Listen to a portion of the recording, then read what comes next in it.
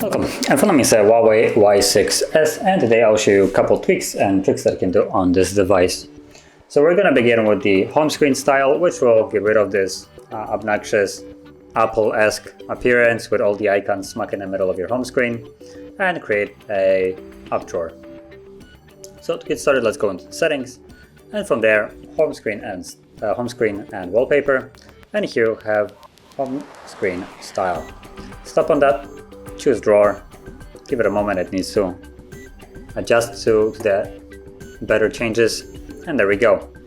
And from here you can see that you have this button right here to gain access to the up drawer, and you can basically remove everything that you have on the home screen. See if you can, so you can select all of them like so, grab it and remove. Boom, remove, grab a folder too, remove it, and you can see that now we're on a single page and the apps are still here, they just are in the up tray.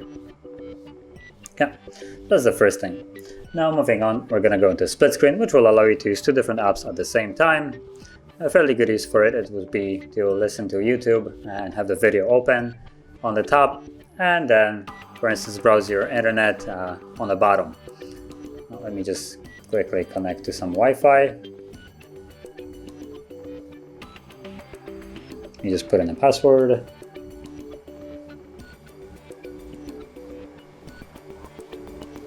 There we go. Yeah. So now I can go back to YouTube, and now whatever app you want to have on top, you want to open first, and to split screen. So to open it, go into recent, and you will see YouTube right here, and next to it you have these two bars. So tap on that, it opens it up in split screen, and then you have list of all the apps right here, which you can either choose one of them. You can also tap on the home button. It goes into home and minimizes YouTube in the background, and you can open up any kind of other app. So let's just use Pro, and from here you can resize it like so. Let me just mute the, there we go. So I can turn something on like so.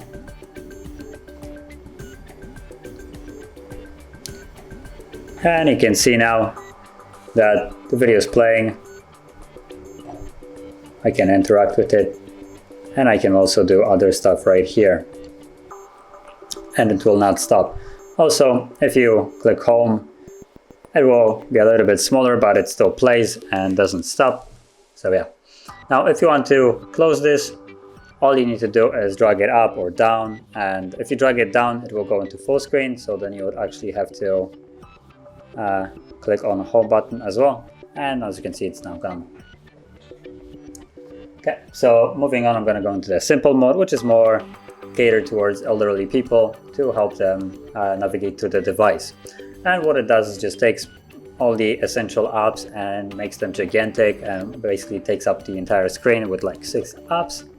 So we can go into the settings, and from there go into system, and you should find simple mode right here, and you have a bit of a image right here how it will look, although it doesn't really show much, but you can see that the apps are way bigger and take up way more space. Now I'm not gonna enable it because I think the device needs to reboot, and I will turn it off anyway, so that will be just kind of a waste of time for this. But as you can see, it's right here, and you can enable it if you wish to have it on. Now, next thing I wanted to go into is the gesture navigation. So if you're not a fan of these dated buttons that are on the bottom, you can switch it up for gesture navigations by going into the system right here, and you also have system navigation. Tap on gesture, and if you're launching it for the first time, it will give you a tutorial. You can cancel it and disregard it or start it. As an example, I'm just going to go into it so you can also see it. But basically, to go back, you can swipe from either side of the display. So left or right goes back. Swiping up goes home. Do it like so. Go. And swipe up and hold will go to recent, as you can see. And that's basically how it works. Now, back buttons don't actually work it doesn't show up the arrow if you're already as far back as you can go. But if I were to open, for instance, setting, and I drag from the side, you can see that there's an arrow appearing from either side. Let me do it from this side then. You can see there's the arrow, and if I let go, it goes back. So just a nice way of navigating, and it removes the buttons from the bottom, and so it pushes everything a little bit lower.